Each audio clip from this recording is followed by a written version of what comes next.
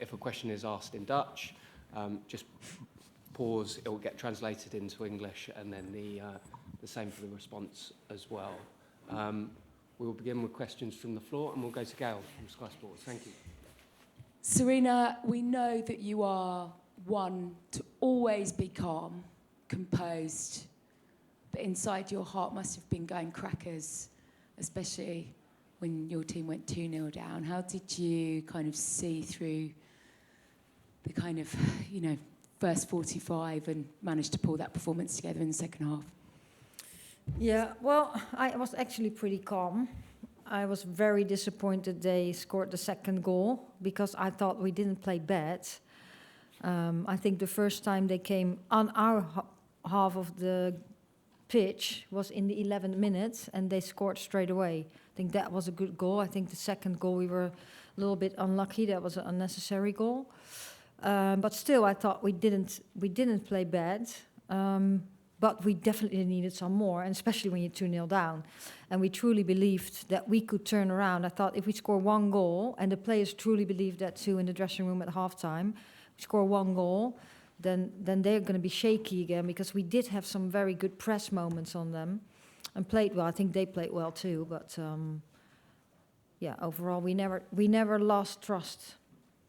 Word on your goalkeeper, because she's been phenomenal for you since you've taken over this job, and she said that she felt that she let her team down today, and she was obviously very upset. Have you spoken to her? Is she okay in there? Yeah, well, I spoke to her very shortly, and I don't want her to talk like that, because you win as a team, you lose as a team. Everyone makes mistakes, and you know when something in the back happens, then it's very quickly a goal. But when something happens up front and you make a mistake, then no one will see it, because then you either score a goal or you don't score a goal. So that is part of the game. So of course she didn't let the team down. Everyone does her best and gives everything. And I think you only let your team down when you don't put any effort in the game. And we never don't put effort in the game. And just finally for me, a word on Lauren James, because those 2 assists were sublime. Mm-hmm. And to do it at that point of the game when you really needed her, how good was she in that second half for you? Yeah, I think she stepped to. I think everyone stepped up. We needed to step up as a team, and really said that at halftime too. And that's what she did. But I think everyone did that, and that brought energy in the team. And also the subs who came in brought extra energy. And that's exactly what we needed. So the team showed up again, as individuals and as a whole team, and that makes us strong. Thanks, Gail. We'll go to Emma in the middle. Thanks.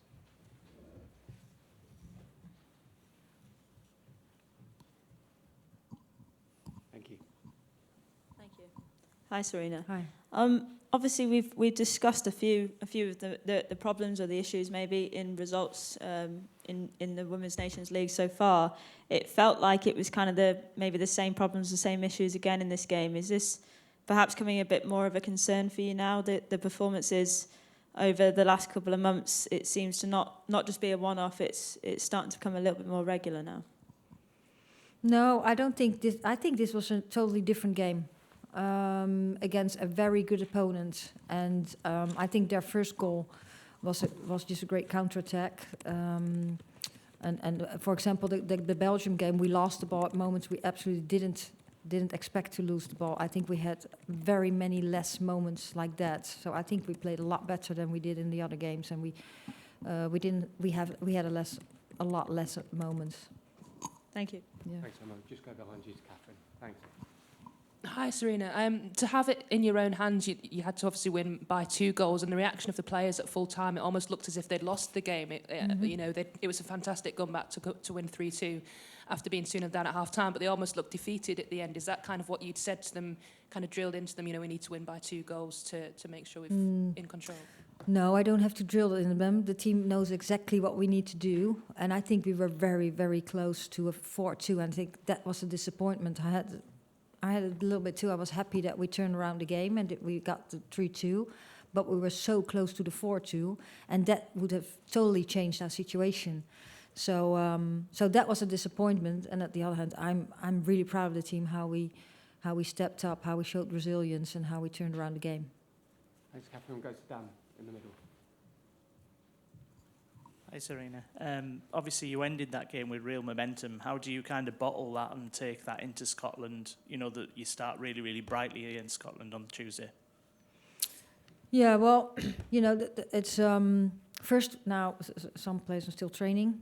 We do some recovery, and then we get prepared for Tuesday, and we want to have the team that's how we were on the pitch the second half.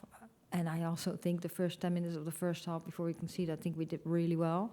That's what you want on the pitch. And first of all, you need to win the game. And if possible, you want to score as much goals as possible. And then we'll see what happens. That's what we can control. We can't control what the Netherlands does against Belgium. But we can give our everything to get a good win and to see what happens after that. I think as much as you guys didn't lose trust in yourself, the fans didn't either. I feel like there were moments that even I think I was almost stood on the chair at one point because we didn't lose any hope. But there were so many great moments during the game and during the year as well. So to wrap it up, what's been your favourite moment of the year so far with the team? The favourite moment? Tonight? Not tonight, of the year. Oh, I can't say one favourite moment because we had so many moments. And I think the year so far has, we have experienced so many things. Finalissima, the World Cup, and now the Nations League, where we had some downs, but I think today brought some very positive things and showed who we are as a team too. I think that's really great. So that's one of the special moments, I think, too. But no, I wouldn't say just one moment. Thanks very much. We'll go to Tom from the Telegraph. Thank you.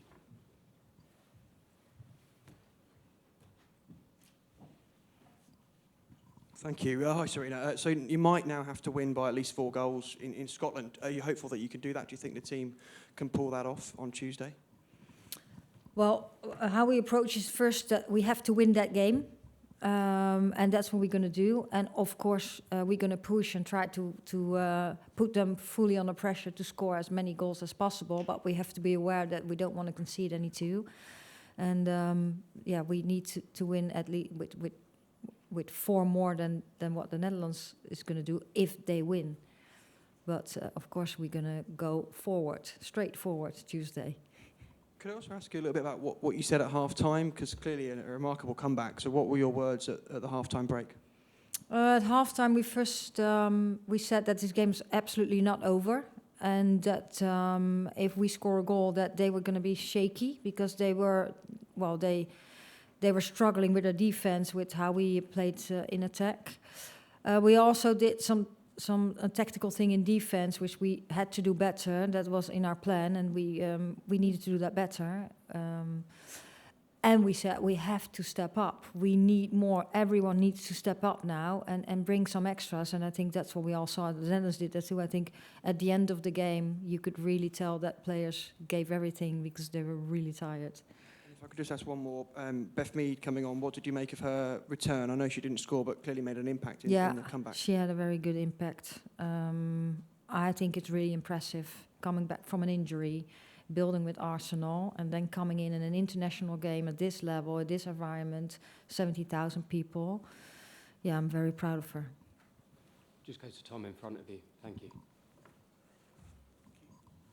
Hi, can I ask about how you sort of readdressed the balance in the midfield in the second half? I think in the first half, the Netherlands played the ball around a lot in midfield and sort of that was possession. exactly the problem. What we said at halftime, we didn't execute defensively well enough, and what the Netherlands tried to make an overload in midfield, and we have to solve that from the back, and sometimes we solve it from the front. And the deeper we are on the pitch, we need to solve it from the front. And we didn't do that. And that's why they could go out at those moments. And we didn't want them to get out. So I think the second half, we did that a lot better because we were pressing them better or in organization. But also the intensity of our press in those moments was better. Can I just add, did Beth Mead's introduction help that as well in the second half of that? It had to do with, Beth Mead helped too. But also Lauren James needed to do that better too, and she did. We'll go to Charlotte. Hi, Sarina. You changed personnel at half-time, but not formation. Did you ever think that you would change a formation earlier in the second half? No. Why?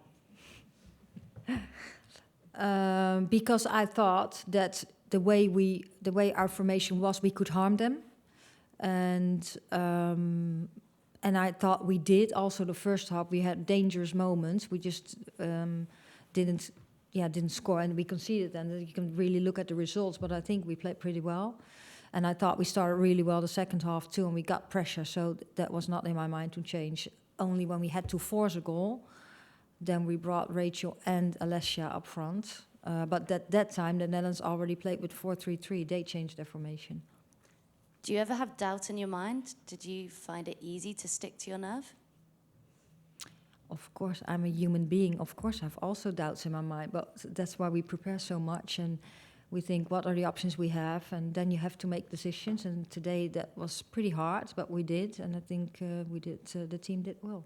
Thank you. Thanks, Charlotte. We can take a couple of questions in Dutch with our translator. Yes, we'll go to the back. Thank you. Hi Sarina, gefeliciteerd. Dank je. In Nederland vragen ze zich een klein beetje af wat we dinsdag van Schotland kunnen verwachten. Er zit natuurlijk een beetje een gekke situatie met dat ze eventueel met jullie, of tenminste met team Great Britain naar de Olympische Spelen gaan. Hoe kijk jij daarnaar? Ja. So we're just congratulations on your win. Thank you. And we're just wondering. I don't speak English. Yes.